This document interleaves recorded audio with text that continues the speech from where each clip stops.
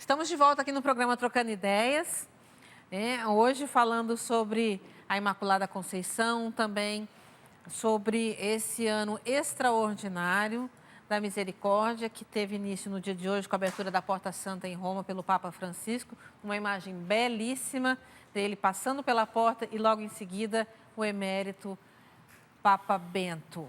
Que imagem linda, os dois ali, então aquilo fica mesmo no coração da gente e nos motiva a viver cada vez mais. Nós estamos aqui e a Fernanda está ali na plateia e tem uma pergunta da plateia para o Padre Fernando Santamaria, é isso? Meu nome é Carlos, eu sou de Passos, Minas Gerais, e eu queria perguntar ao Padre Fernando Santamaria a respeito da Assunção de Nossa Senhora, se é dogma, e qual a importância da Assunção de Nossa Senhora para os católicos. Obrigado, Carlos. Sua pergunta é muito boa porque nas palavras utilizadas por Pio XII em 1950 para apresentar esse dogma, há um resumo, uma junção de todos os outros dogmas marianos, que são 4 no todo. Então eu vou ler. A Imaculada Mãe de Deus e sempre Virgem Maria, ao término de sua vida terrestre, foi assunta de corpo e alma à glória do céu. Então vamos ao texto. A Imaculada, hoje solenidade da Imaculada. Mãe de Deus, outro dogma. Sempre Virgem Maria, outro dogma. E em 1950, Pio XII, dia 1º de novembro, ele proclamou este dogma da Assunção. Com fundamentação bíblica indireta. Né? Assim como o dogma da Imaculada traz a mensagem da vitória de Cristo sobre o pecado, né? E a Virgem redimida por antecipação, é a Virgem do livro do Gênesis, da mulher que vai vencer o mal, a serpente, né? Gênesis 3,15, o proto-evangelho. Também o dogma da Assunção da Virgem Maria faz esta relação de Cristo, que vence o pecado e a morte. Romanos 5 e 6, né? Também 1 Coríntios 15, né? Trata sobre esse mistério do Cristo vencedor. E do Cristo que promete a participação nesta vitória aos seus amados, aos seus eleitos, aos que creem nele, aos salvos. Né? Dentre eles, a Virgem Maria, a Igreja foi compreendendo, né, desde o princípio das celebrações, por exemplo, em Jerusalém, começou por uma devoção e também por uma celebração da dormição de Nossa Senhora. Lá a Igreja da Dormição. Igreja da Dormição. Um século depois, já passou para Roma esta devoção, até se tornar o último dos dogmas. Importante a pergunta do Carlos. É dogma ou não? É importante para nós católicos? Sim. Dogma é uma verdade revelada que a Igreja presta o serviço de organizá-la e propagá-la. Mas é uma verdade revelada. Padre, mas onde é que está, então, isso que o senhor leu na Bíblia? Nós precisamos compreender que tudo que está na Bíblia é verdade, mas nem toda a verdade está na Bíblia.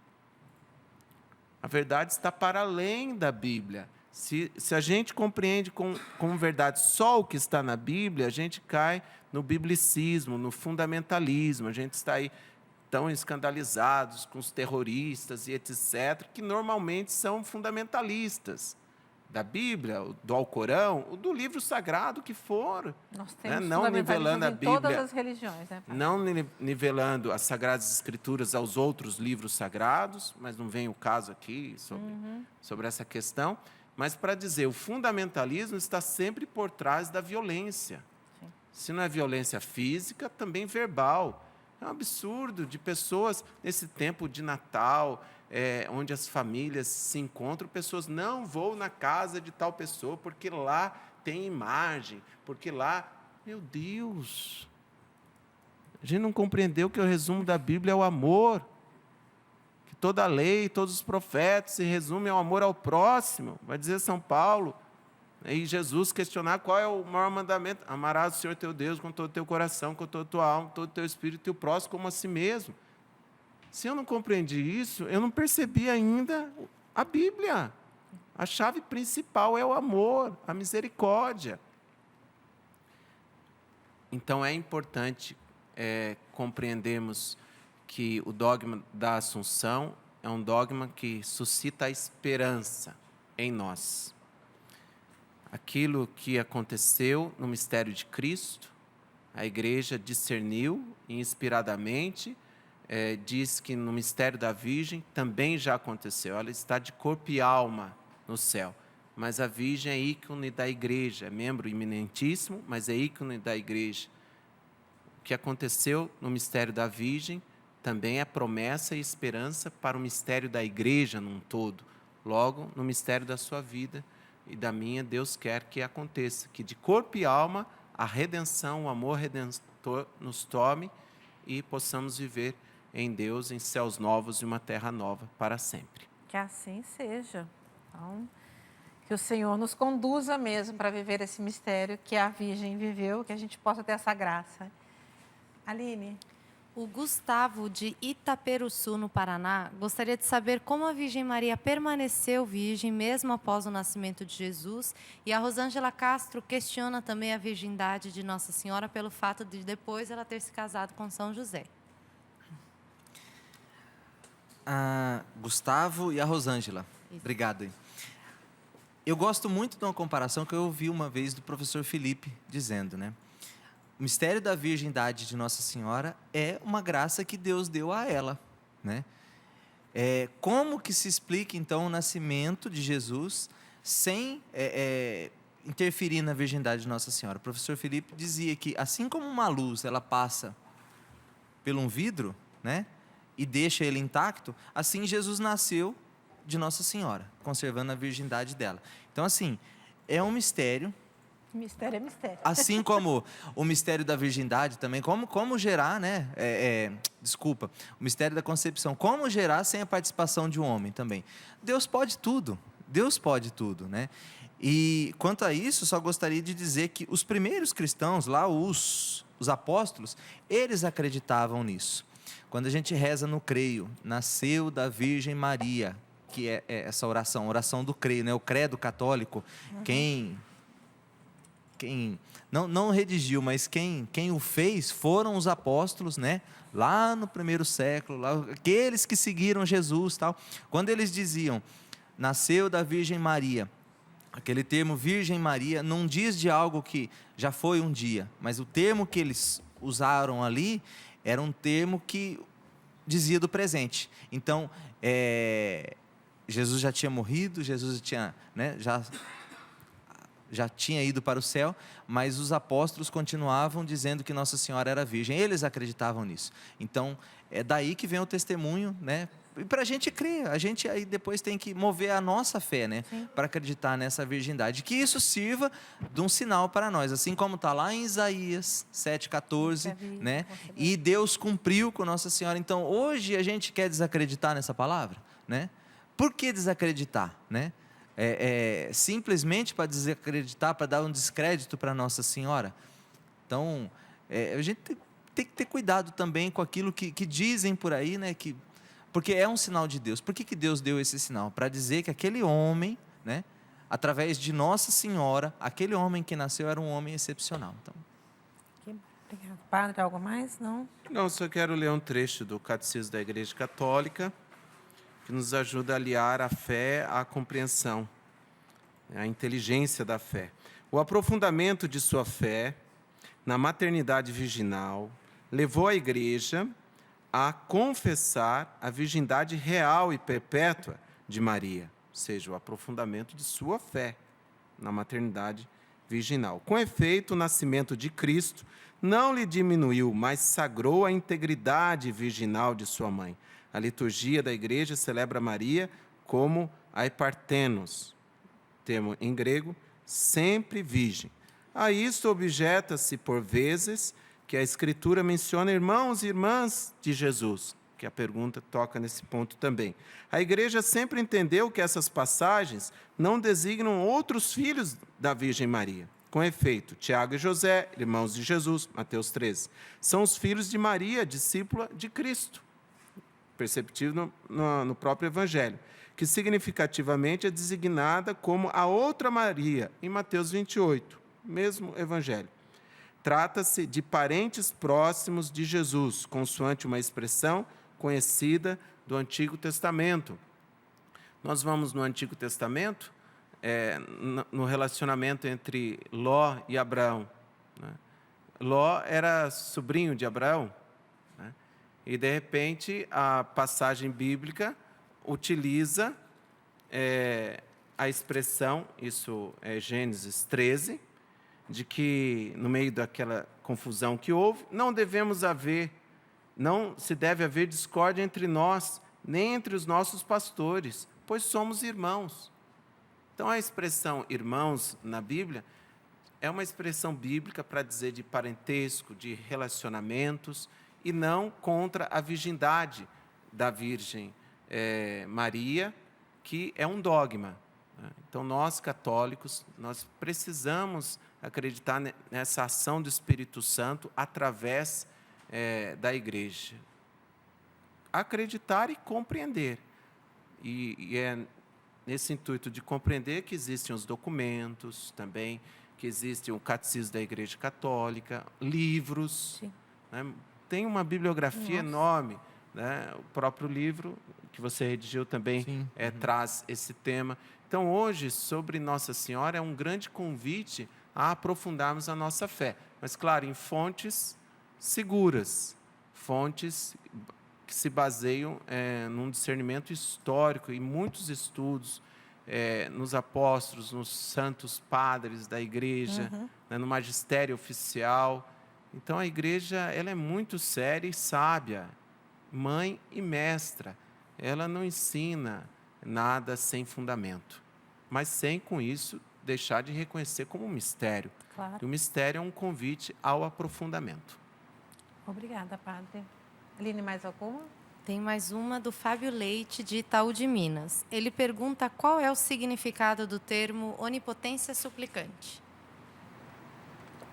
Qual dos dois se arrisca? Onipotência suplicante. Então, a gente pode ver isso na própria Sagrada Escritura, né? Jesus é bem claro ali quando ele diz que minha hora ainda não chegou nas bodas de Caná, né? E ele antecipa o tempo dele por conta de um pedido de Nossa Senhora. Então, onipotência. Ela não pode por ela mesma, mas pelo seu Filho Jesus, ela pode tudo. Então, tudo aquilo que a gente pedir para Nossa Senhora, ela pode sim. Por quê? Porque pelos méritos de Cristo, né? Por conta dos favores que Jesus Cristo quis dar para ela, então ela tudo pode. Onipotência suplicante, então é isso. Ela pode suplicar pela gente, né? Se Deus antecipou o seu tempo, o que ele não pode conseguir para ela, né? Uma passagem bíblica que ajuda também é da primeira carta de Timóteo, capítulo 2, versículo 5, seguintes. Pois há um só Deus e um só mediador entre Deus e a humanidade, o homem, Cristo Jesus, e que se entregou como resgate por todos.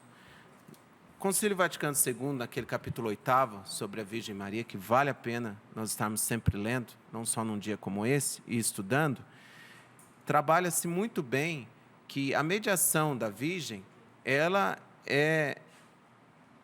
está submissa à mediação universal de Cristo. Cristo é o único mediador entre os homens e o Pai. Ninguém é salvo se não for em Cristo Jesus. Agora, entre Cristo e nós, aí existem mediações que são subordinadas, submissas ao mistério de Cristo. Sem dúvida nenhuma, a Virgem é uma medianeira exemplar. Não é a única, né? Não é dogma Nossa Senhora medianeira de todas as graças. Embora o tratado da verdadeira devoção vá nessa direção, mas bem compreendido, ao meu ver, eu assumo Nossa Senhora como medianeira de todas as graças na minha vida. Sim. Né? Mas não é um dogma medianeira de todas as graças. Mas o próprio Concílio Vaticano II, com toda a prudência e sabedoria, vai dizer Nossa Senhora como advogada, como auxiliadora e como medianeira, socorro e medianeira na Lumen Gentium. Então, Nossa Senhora, por ser medianeira, ela suplica, ela intercede. Então, uma expressão muito bonita de um Papa, que vai dizer de Nossa Senhora como pescoço, como elo entre a cabeça, que é Cristo, e o corpo, que é a igreja. Então, Nossa Senhora é a imagem do pescoço. Se não me engano, o Papa Pio X, São Pio X. Mas, enfim, é uma verdade de que, através da Virgem, nós alcançamos muitas graças. E a nossa fé é tão pequenina, se nós nos unimos à Virgem, que já está no céu de corpo e alma, ela alcança todas as graças que Deus queira conceder. Nossa Senhora não produz graças, ela não é autora de graças. Isso a igreja sabe e ensina. Quem dá a graça, quem produz a graça, é só Deus. A fonte é Deus, uno e trino. Nossa Senhora é medianeira. Falando em mediação, Sandro, terço dos homens. Sim. Você já tem o costume já, de todas as terças-feiras, você reza o terço na TV Canção Nova. Sim. Mas eu acredito que você não reza o terço só às terças-feiras. Não. Né? Não Mas pode, o porquê hoje essa novidade, né? Porque acabou que virando no Brasil, né? Eu acho que no mundo, não sei, você pode falar melhor, mas algo muito forte, um movimento forte, né? De homens que se reúnem para rezar o terço. E por que você, de onde veio isso também? E hoje o seu livro, qual a fundamentação dele? Tá. O Terço dos Homens, coloco aqui que alguns grupos atribuem para si o começo no Brasil, alguns grupos bem antigos, mas Dom Gil Moreira, que é o representante na CNBB pelo movimento Terço dos Homens, ele nos diz que já desde a época dos escravos, alguns religiosos já pediam autorização para os senhores, donos de fazenda, assim, e reuniam os escravos homens para rezar o terço. Então, ali a gente vê, não um movimento em si, mas um esboço daquilo que seria. E, a partir daí, foi ficando comum dentro das igrejas, dentro das capelas, tal. Enfim, assim começou o terço dos homens no nosso país. A gente percebe hoje que, lá no Oriente, a mulher é muito oprimida ainda. Mas à custa de leis, né, de tanta coisa que acontece no Ocidente, a gente percebe que o ser masculino, alguma coisa houve que tirou a autoridade do homem, daquele molde antigo que a gente via nas famílias, assim, do homem que chega em casa, chega da roça, tira o sapato e a mulher tem que fazer tudo ali. A mulher conquistou seu espaço no mercado de trabalho, ainda tem muitas conquistas ainda, mas muita coisa, o movimento feminista pegou carona nessas conquistas e ela impôs, né? Outro dia estava até comentando que eu vi um desenho e o pai do personagem do desenho, ele achou uma barata na cozinha e ele saiu gritando com medo, quem foi matar foi a mãe. Então, assim, você vê que há uma inversão de valores, assim. E o homem ter ficado meio perdido, né? A gente percebe o ser masculino hoje meio perdido nesse contexto de hoje, assim, né? E o terço dos homens, assim, eu digo que é uma grande graça. Primeiro, iniciativa de Nossa Senhora. Iniciativa de Nossa Senhora, porque a gente percebe isso, que não são as esposas, as mães que vão lá e falam para os homens, vai para o terço dos homens. Não, eles se sentem, gente que há muito tempo não frequentava a igreja, que não rezava mais, que tinha uma vida de vícios, uma vida de adultério, eles se sentem impelidos e vão ao terço dos homens, né?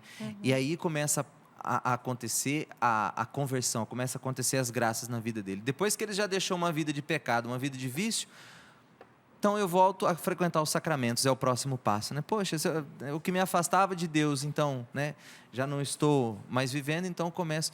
Então, assim, foi esse o intuito de eu escrever esse livro, de chamar os homens, chamar a atenção de novo, tanto é que o título do livro é Terço dos Homens para Rezar, mas é a grande missão masculina. Aqui eu falo dos pontos, alguns pontos que Deus colocou no ser masculino, que a gente tem esquecido, né?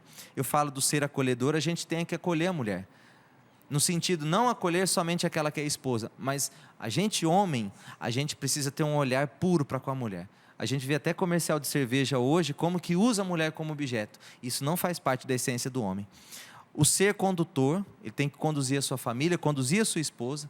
Ele tem o dom da paternidade e ele tem o dom do enfrentamento. O homem precisa de uma luta para viver. Então eu vou destrinchando tudo isso, para chamar a atenção dos homens, para nessa geração. A gente precisa descobrir o nosso lugar, precisa descobrir a nossa vocação de ser homem no mundo, nesse mundo ocidental, nesse mundo de hoje aqui. Sem machismos, né? Sem machismos. Sem feminismo, né? Tudo com equilíbrio, graças a Deus. Olha, exatamente. que Deus suscite muitos homens, né, com o ser masculino bem, né, desperto dentro deles, porque o mundo realmente hoje precisa dessa... O Brasil está entre os 5 países de maior violência contra a mulher. Violência contra a mulher, né? É um absurdo.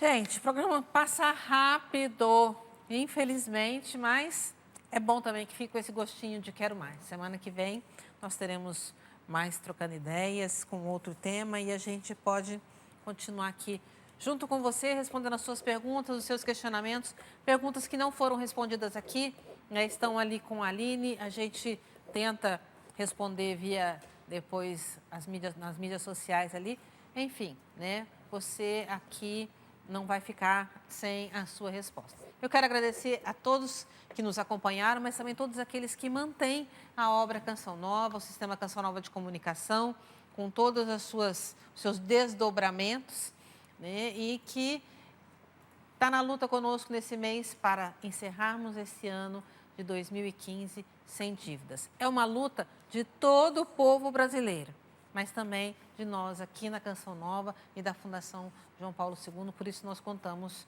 com a sua colaboração. Padre, Sandro, Aline, obrigada pela presença de vocês, que Nossa Senhora nos abençoe neste dia. Nós vamos encerrar o nosso programa com a bênção do Padre Fernando Santamaria, para que todos nós possamos nos sentir hoje abraçados pelas mãos aí carinhosas de Nossa Senhora, mas também com esse empurrãozinho para que a gente possa viver bem o ano da misericórdia. Posso fazer um rápido convite? Pode, deve. Dia 7 de janeiro, eu estou saindo com a obra de Maria em peregrinação para santuários marianos. Providencialmente. Santuários marianos de Portugal, Espanha e França. Ainda dá tempo, até o dia 20 desse mês, 20 de dezembro, infelizmente. Né? Até 20 de dezembro está em aberto. Quem quiser ainda participar, vamos juntos. Quem gosta de um friozinho europeu vai aproveitar também. Ano da Misericórdia, já começamos. Feliz Ano da Misericórdia para todos e queremos, com a Mãe da Misericórdia, vivenciar todas as bênçãos, todas as graças que Deus tem para nós, como igreja e como humanidade. O Senhor esteja convosco. Ele está no meio de nós. Por intercessão do coração imaculado da Virgem Maria, desça sobre vós a bênção do Deus Todo-Poderoso, Pai, Filho e Espírito Santo. Amém. Uma boa noite a vocês e até a próxima, se Deus quiser.